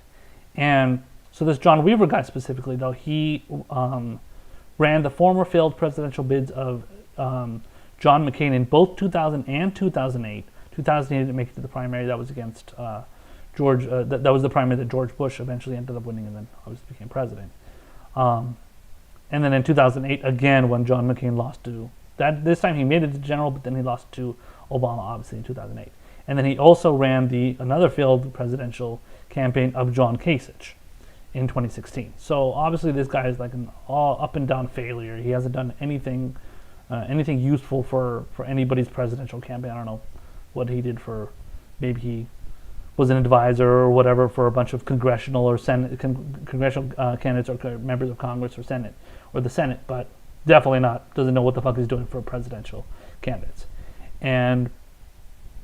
But this guy, it was discovered that this guy, John Weaver, actually made sexual overtures to several young men under the age of 18. So boys, little boys, young boys. And I mean, isn't that so fucking emblematic of like typical Republicans? So this is the article from the New York Times. So he made sexual overtures to several young men under the age of 18, and then also promised them future jobs in politics if he would get sex in exchange for his favors. So this guy's a fucking sleazeball and a fucking creep, and he's also possibly gay. This guy's married, by the way, and as this New York Times article goes over, if you guys want to check it out, it's a very long article, but it just gets into the details of the messages that he wrote, and because he sent like text messages to these boys, and they apparently I guess accepted it, maybe because they're very naive and they're give, I guess in a way giving, maybe they even have some sort of homosexual tendencies. They're confused perhaps, and they a lot of young men and young women, they end up buying into some older person trying to make advances on them. A lot of them do, and according to this article, a lot of them did reject Weaver's advances on them. It never became I think except one person, it became a physical relationship where they did actually meet, and I don't know, did they do anything? I don't know what happened. I forget which part of the article mentioned it, but apparently there was a situation where he did meet one of the guys, but I think he was over 21. I'm sorry, over 18, so he was technically an adult. But he still sent the messages before he turned 18. This young boy. So, and this is this is like a hilarious fall from grace, if you want to call it that. But considering the fact that they're such a joke of an organization, but this was basically an organization that was just pushing anti-Trump propaganda, which is fine. I'm not pro-Trump, obviously. Like, you can push all the anti-Trump propaganda you want, but these were people that were grifting off of the Democratic Party and Democratic Party supporters, loyalists, and voters out there who thought that these are people that thought this Lincoln Project was truly anti-Trump when it came to the policies of Donald Trump. But as is the case with every single almost every single anti-Trump Republican, these are people that don't actually disagree with Donald Trump's policies. They just disagree with Donald Trump's mean tweets and the way he talks and the way he acts and flails his arms all over the place and says some crazy shit. But his policies they agree with. They don't object to anything that he pushes for, whether it's tax cuts for the rich, whether it's more wars, whether it's more trade deals, any kind of right-wing Republican, conservative, libertarian policy you want, they're gonna love, as long as it's free market, so-called free market, and it's so-called whatever right-wing person out there loves, they're gonna push for it, and they're gonna support it. But as long as you don't go out there and send mean tweets to people and be an asshole like Donald Trump is, as long as you don't do that, they're okay. They're okay with that person. And ultimately their grift came to an end here, and came to, you know, had a pretty hilarious ending, considering this guy who is, again, has a wife and kids, ends up, it turns out that this guy ended up hitting on little boys. And I mean, I don't know what to say. That's just like a typical Republican move. That's something that has happened to so many Republicans, where they have like, oh, I'm anti-gay, or I don't know if this guy's anti-gay or not, to be fair. I'm anti-gay and I'm anti, you know, I love kids and I support the kids and I'm pro, you know, I'm pro-life, I'm anti-abortion, I don't want to hurt any of the kids, yet they want to go and creep on all the kids, whether they're boys or girls or whatever. And it's just typical hypocrisy from these people. And the fact that the liberals and the neo-progressives, neoliberals fell for this shit, fell for what these people were selling just because they were anti-Trump is pretty pathetic. And all these people, I guarantee, I haven't looked into specifically what they've said, but all these people are backpedaling, like, oh yeah, that's terrible. We never supported the Lincoln Project. Blah blah blah blah. See what had happened. You know, the sun hit me in my eyes, and I was blinded, and I couldn't tell what was going on. Oh yeah. So these people are the liberals, and anybody that supports the Lincoln Project are all, you know, they're all gullible morons, and they just want to find anybody that was anti-Trump, and they're going to do it again with whoever the next Trump is, whether it's Trump himself or Trump Jr. or whoever, you know, Lauren Boebert or whoever the fuck these right-wing idiots are out there that are getting big post-Trump. Whoever it's going to be, those are going to be the people that are going to feel the wrath of either the Link Project, assuming they're still around and they're not fucking run out of town for their being fucking sleazeballs. But whether it's going to be them or another group, it's going to be somebody that's going to go out there and take advantage of the gullibility of idiot liberals and just hope that they're going to get money from these people who probably don't have a lot of money to spend right now, yet they gave all their money during this pandemic to the Lincoln Project so they can just release a bunch of fucking cutesy ads where they're attacking Trump for stupid reasons. And this is karma, honestly. In my opinion, it's karma for a group that took advantage of people's vulnerability of hating Trump, and they got rich off of that shit. And then, you know, and there was, by the way, I heard there was another article, I think it was from Huffington Post. I just saw the headline, but apparently they knew about what John Weaver was doing. The group, because I think Steve Schmidt, who was the other founder, he said, well, we didn't know anything about what was going on. We didn't have any idea. We didn't know what was, you know, about any of the things that John Weaver was doing. But in reality, it appears that another person within the organization said that no, they did know. We knew, and we just didn't want to bring it up. We wanted to keep it covered up because obviously it's embarrassing. So these right-wing groups are you know, right-wing, pro-resistance, pro-liberal groups, whatever the fuck you want to call them. They're frauds, and don't ever trust them. Don't ever take anything they have seriously. Their agenda is simply to push for a more Mitt Romney style type Republican. More, maybe something like, a little bit like Ted Cruz, maybe. Because Ted Cruz, I mean, yeah, Ted Cruz is not going to be like a bomb thrower like Donald Trump. So yeah, those types of politicians. Another one is like Marco Rubio, Mitt Romney, Ted Cruz, these types of like polished politicians who act right, but they don't fucking, you know, they're maybe a lot of times they don't act right, but in general they act right for the Republican Party, at least the establishment of the Republican Party, but in reality they're pushing the same terrible pro-war, pro-free trade, pro-tax cuts, pro-capitalism, anarcho-capitalism in many cases, policies that screw over regular people. And that's what they're all about. And Donald Trump exposed that by being all those things, but also being an asshole on top of it, which just portrays the rest of the party as assholes too.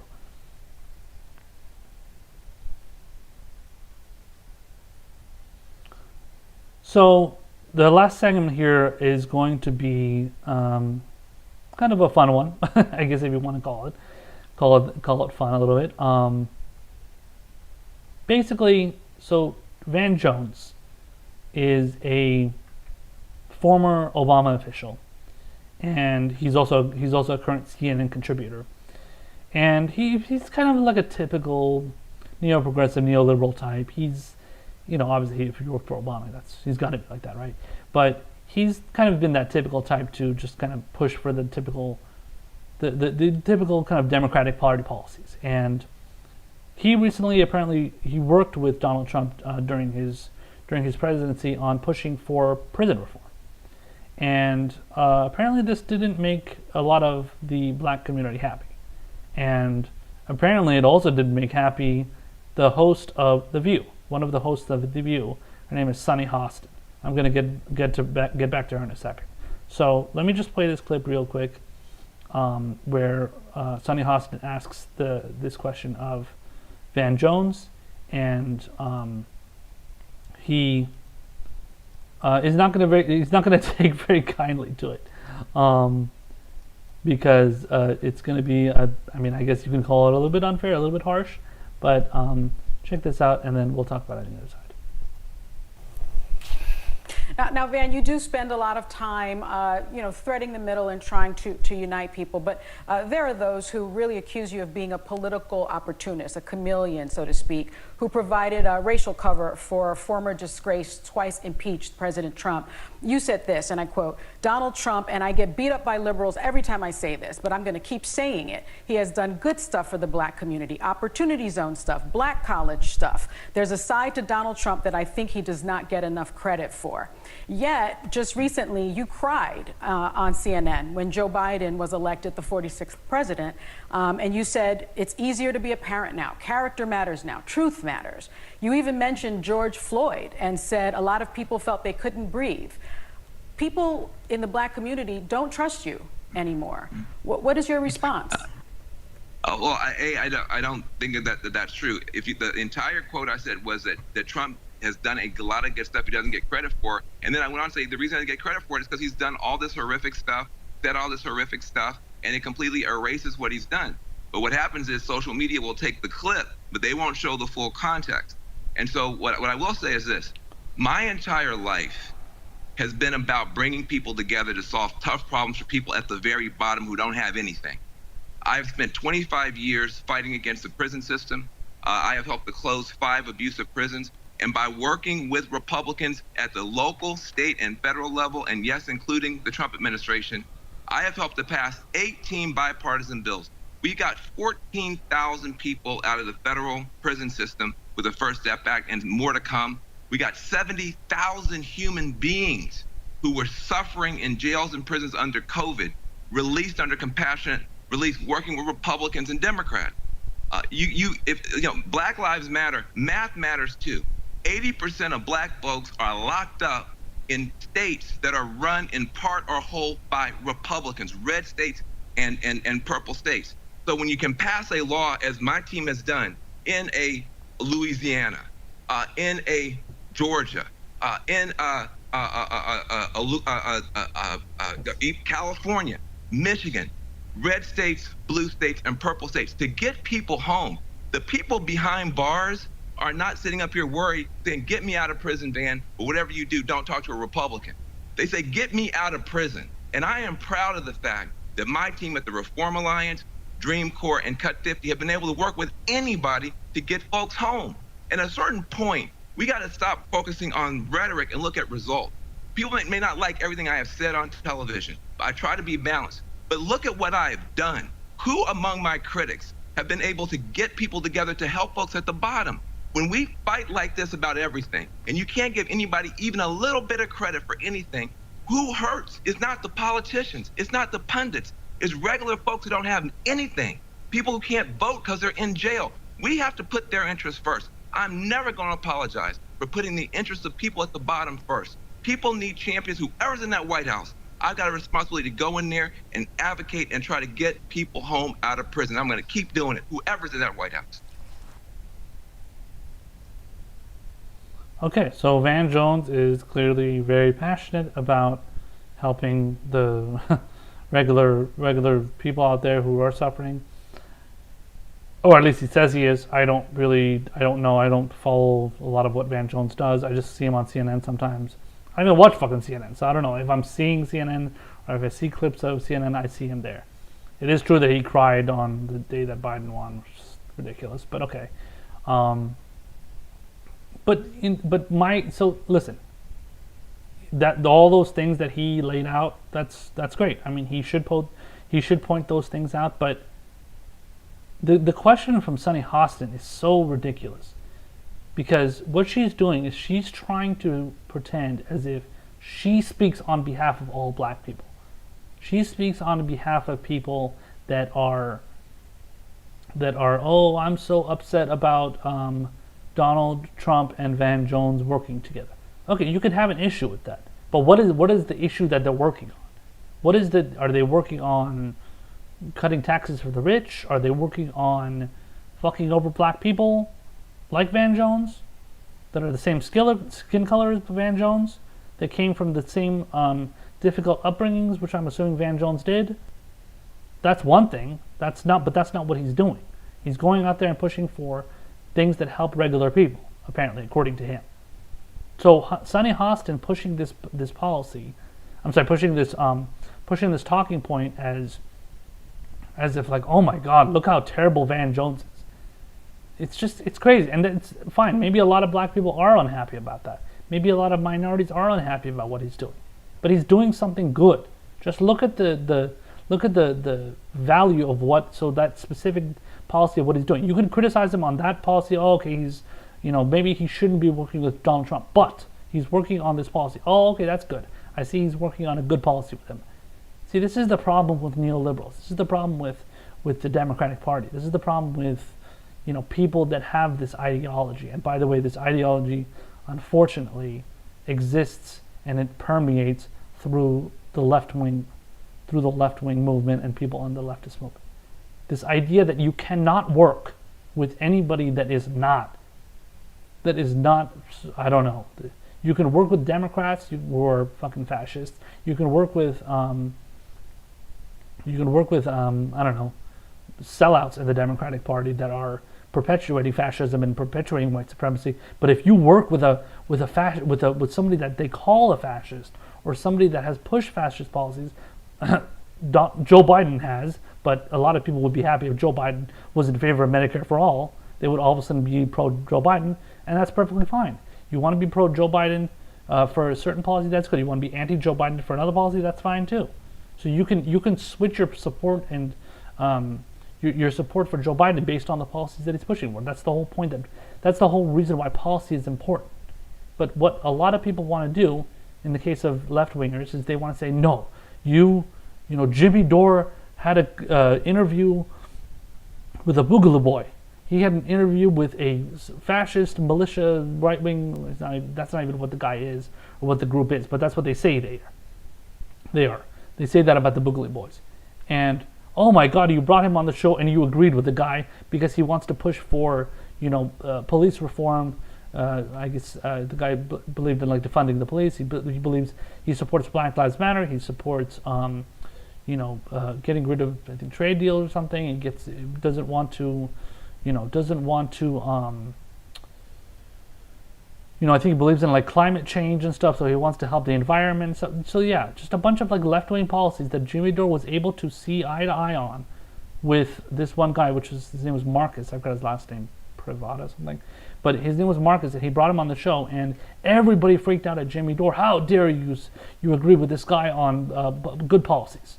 Because he, I don't know, he was involved in no, he wasn't involved in the Capitol insurrection, but they supported the Capitol insurrection, or they didn't, they killed Black Lives Matter protesters, supposedly. I don't know what is the truth. You hear so many different things. It's so hard to tell who is saying the truth about what. It's really, really hard to keep track of and keep up with. But anyway, that's apparently what they did. They did a bunch of terrible things that was actually that was against Black Lives Matter, but they're claiming that they support Black Lives Matter. I don't know, but anyway, there's a lot of these things. There's a lot of this attitude that's going around in the left-wing movement, and it's also obviously going among liberals too. And the fact that there's people in the left-wing movement that want to agree with the stupid tactic of just hating anybody that agrees with some policies that you don't agree with.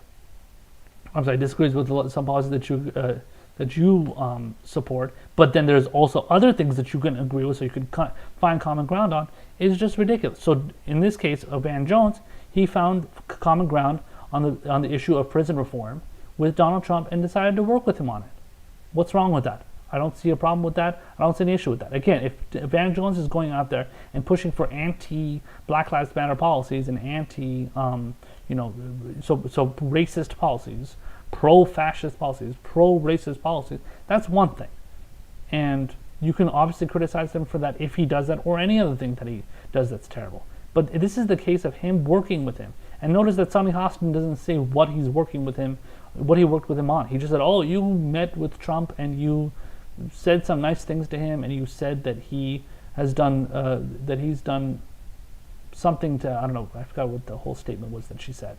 But she called him a chameleon and said that he's, just basically, I don't know, probably calling him they're probably, a lot of the black people that she's referring to, a lot of black population out there, think he's probably some sort of grifter, and he's faking being pro-Democrat or pro-liberal or whatever, pro-black community, because he's working with Trump. Okay, that's whatever. You can think that if you want to think that, that's your prerogative. But he lays out all the statistics about the people that are impacted by issues pertaining to being locked up and pertaining to being, to suffering in this country. And he's passionate about fixing that. And the fact that people like Sonny Hostin can't see that just shows how narrow-minded they are, and they can't see the bigger picture. And notice how she has to throw in the twice impeached, disgraced former President Trump, blah, blah, blah. She clearly has it out for Donald Trump. I don't know why she's, like, what that even has to do with anything regarding Van Jones and Van Jones working with Donald Trump on something. So bringing that up just doesn't make any sense. But that's because Sonny Hostin wants to just get a little dig in there at Trump, which is fine. I'm not against getting a dig in at Trump. I can do a dig in at Trump on many things too. But the point is that she has a particular agenda to do that, and also not understand the idea of finding common ground with somebody, even if you do agree with them on a lot of things. But the larger issue that I have is the fact that Sonny Hostin and The View, by the way, the show The View, I mean, it used to be decent a long time ago, fucking Stone Ages. It used to be okay, but in recent memory, The View has turned out to be one of the worst shows, talk shows, entertainment shows, whatever the fuck you want to call it, one of the worst talk show programs, honestly, that has ever existed, in my opinion. It at least existed in current time, not in history, but just the current, as far as current shows that exist, it's definitely the worst.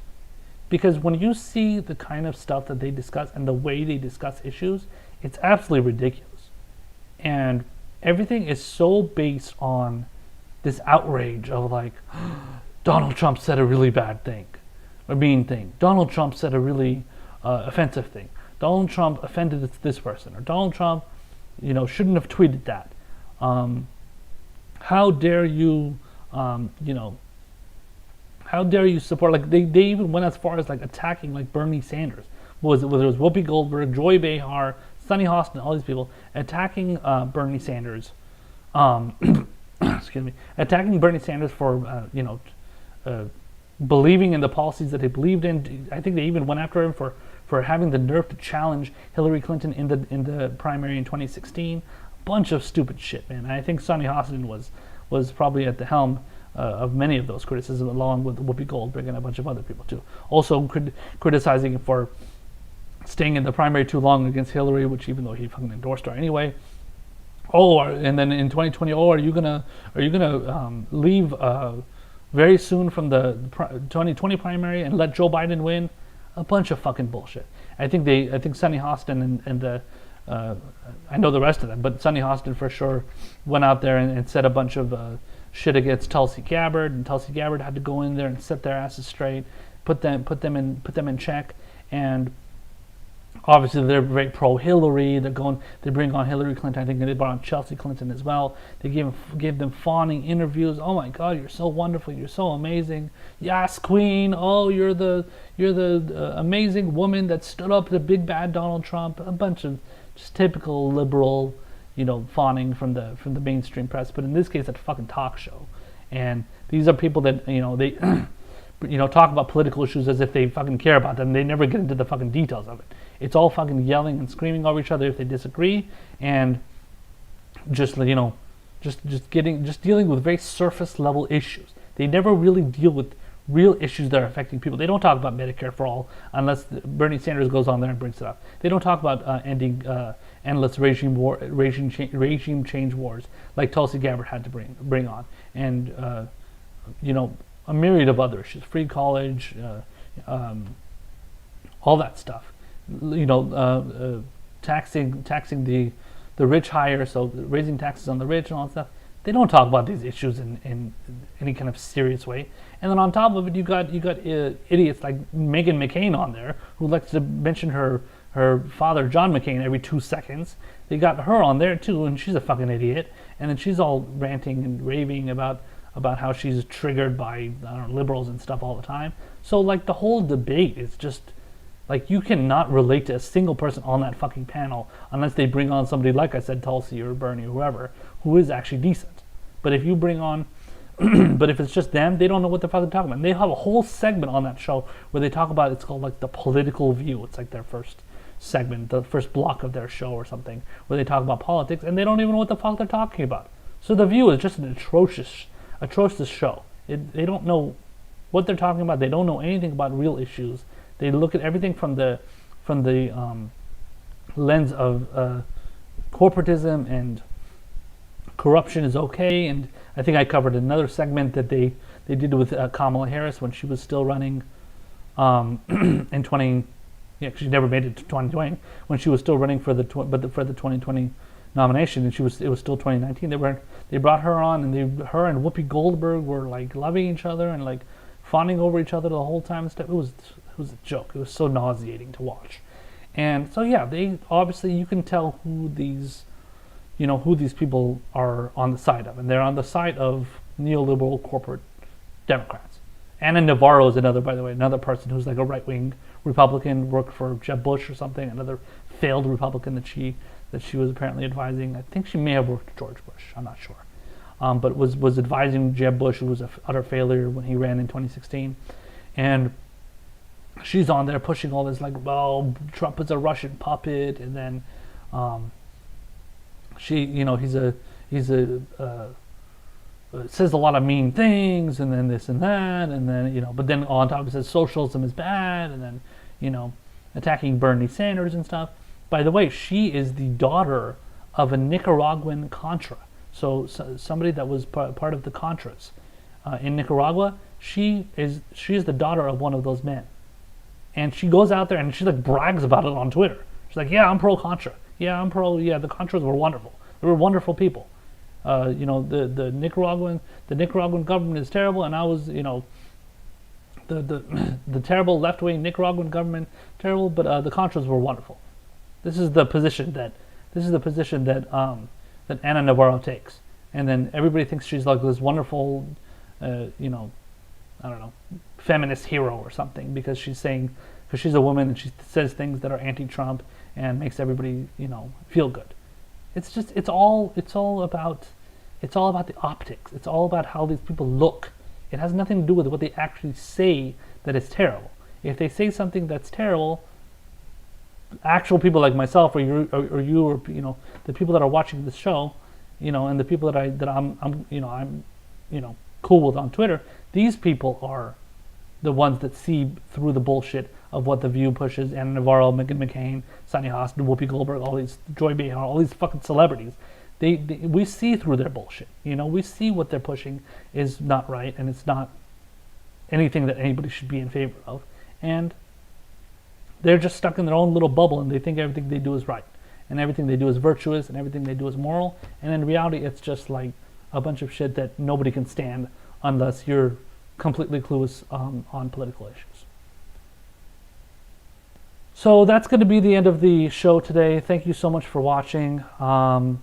Hopefully you guys enjoyed this first show. It was a little bit clunky when it came to some tech issues. I think we had I think the screen froze a couple of times when I was showing one of the binding clips. And then obviously I couldn't play that one clip that I wanted to show you guys. I forgot another thing that I wanted to say, and then I had to kind of bring it back. So hopefully I can maybe kind of clean that up in the editing process for you guys. So, but either way, thank you so much for watching this live stream. It's been a lot of fun, and hopefully I'll see you guys next time. If you want, please follow me on Twitter, twitter.com/left_blacksmith. And also check out my Patreon page, patreon.com/left_blacksmith. So hopefully I see you guys again on the next episode, and I hope you guys have a great night. Take care.